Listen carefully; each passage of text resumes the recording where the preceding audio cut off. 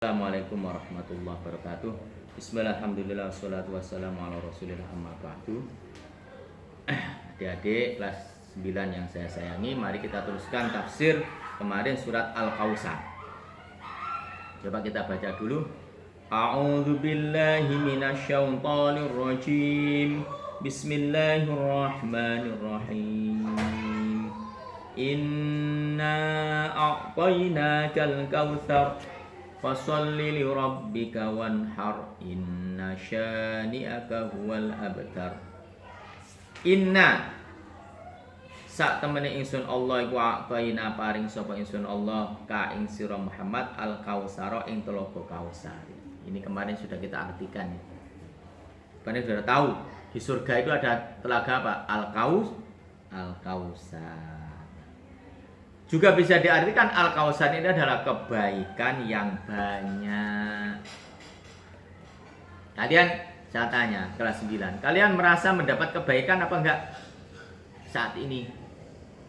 Coba dihitung, kebaikan apa? 1, alhamdulillah, bangun subuh sehat wa'afiat baik. Alhamdulillah, bangun subuh listrik enggak padam, baik. Kebaikan, alhamdulillah dapat ngaji sorogan pada Pak Yai Bu Nyai. Berarti apa? Baik. Alhamdulillah habis ngaji sarapan sudah mateng, anget, meskipun hanya lauk seadanya. Itu baik. Alhamdulillah mau sekolah, mata sehat, semua sehat wa'afiat. Itu juga baik. Bayangkan kalau yang sakit, sekarang rumah sakit penuh. Jadi kebaikan itu adalah seperti burung al-khair kat-thair. Kalian tahu burung nggak? Coba kalian kalau ada burung hinggap di pohon, itu kira-kira lamanya ada 5 menit? Nggak ada. Burung hinggap sini, celuk. Hinggap di sini, celuk. Nah, kebaikan itu sebentar, nggak akan lama. Contohnya sekarang kalian baik MTS, baik. Sebentar lagi kalian akan aliyah. Loh, sebentar, gak terasa ya, saya sudah kelas 3 MTS, kelas 9. Terus masuk aliyah, berbunga-bunga. Kayaknya baru kemarin masuk aliyah, sekarang sudah kelas 12, mau keluar loh. Sudah mau kuliah loh, sudah mau menikah, cepat sekali. Jadi kebaikan itu cepat. Makanya cepatlah kalian tangkap kebaikan tadi supaya nggak lepas.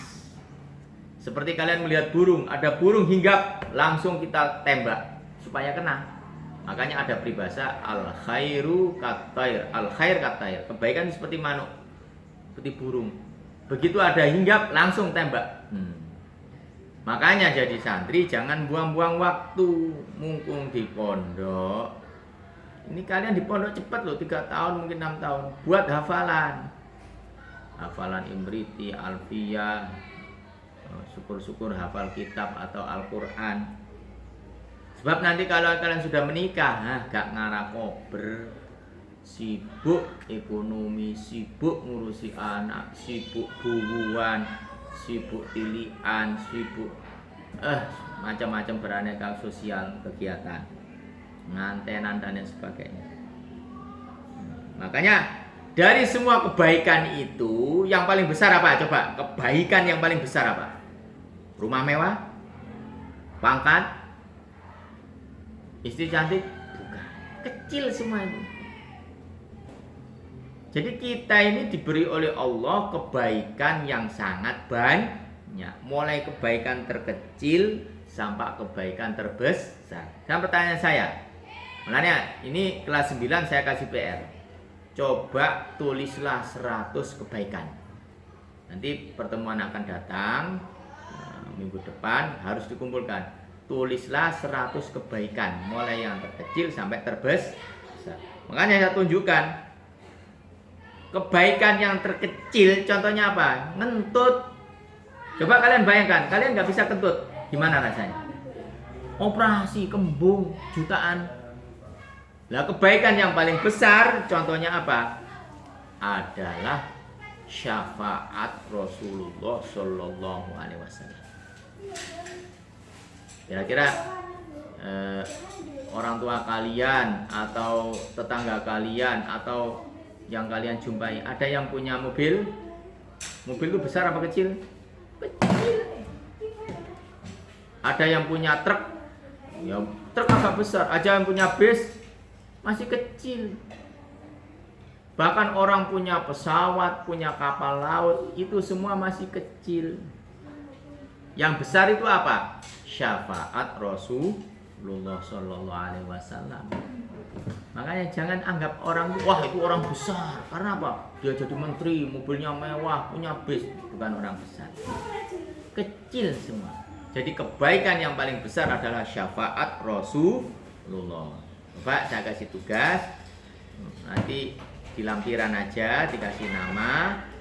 Tulislah 100 kebaikan menurutmu.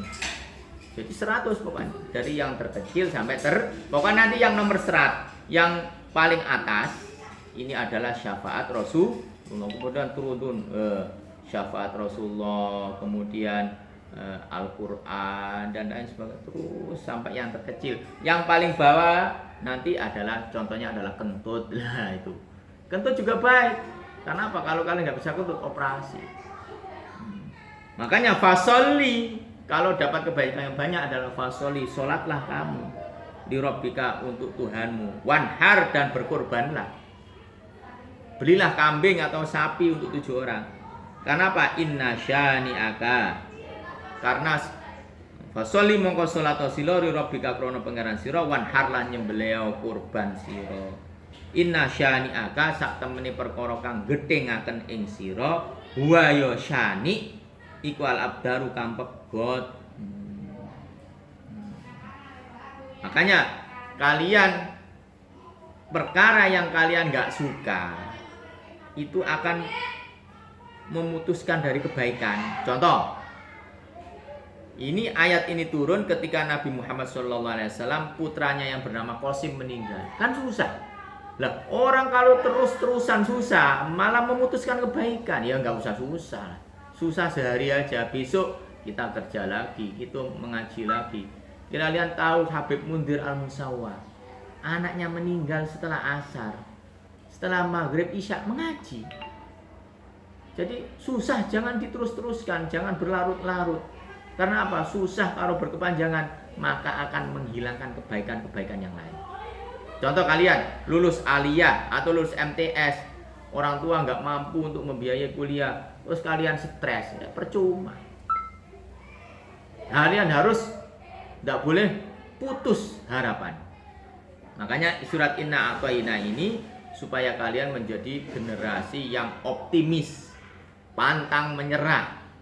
Meskipun tidak kuliah, meskipun tidak di pesantren yang favorit, pendidikan yang favorit, kalian tetap optimis. Karena apa? Kebaikan Allah itu sangat banyak. Sangat banyak. Kalau kalian susah atau geting kata orang Jawa, gak seneng, gak seneng aku susah, gak seneng lagi, anakku mati lagi, ibuku kapundhut, bapakku kapundhut. Nah kalian kan ada tak?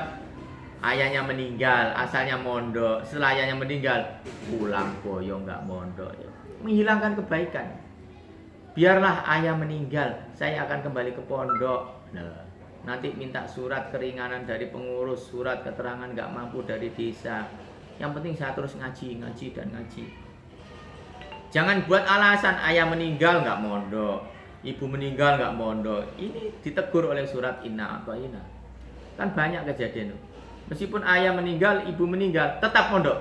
Karena itu adalah kebaikan. Jangan sampai kesusahan itu menjadi bumerang atau menjadi penyebab untuk tidak melakukan kebaikan. Itu salah besar.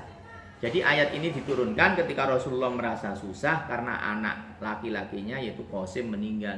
Tapi ditegur oleh Allah, kemudian Rasulullah nggak susah. Karena apa?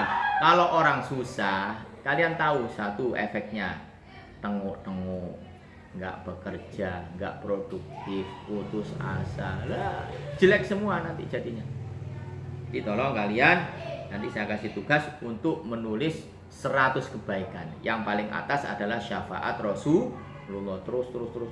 Kalian punya orang tua baik, punya guru baik, punya sekolahan baik, di pesantren baik, semua baik. Sehat juga baik. No. Coba tulis ya. Nanti minggu depan dikumpulkan di satu lembar kertas saja. 100 kebaikan. Yang nomor 1 adalah syafaat Rasulullah.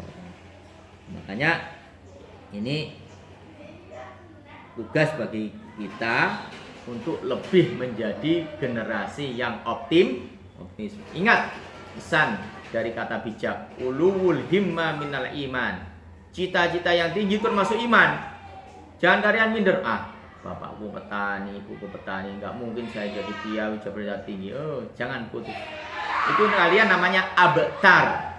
Putus asa, putus harapan yang baik. Makanya tetap semangat. Kalian adalah generasi yang akan datang. Untuk kelas 9 jangan punya dalam hati abtar. Abtar apa? Putus. Putus cinta boleh tapi jangan stres. Putus sekolah boleh tapi jangan stres. Putus apa saja, yang penting jangan putus harapan. Sudah. Assalamualaikum warahmatullahi wabarakatuh.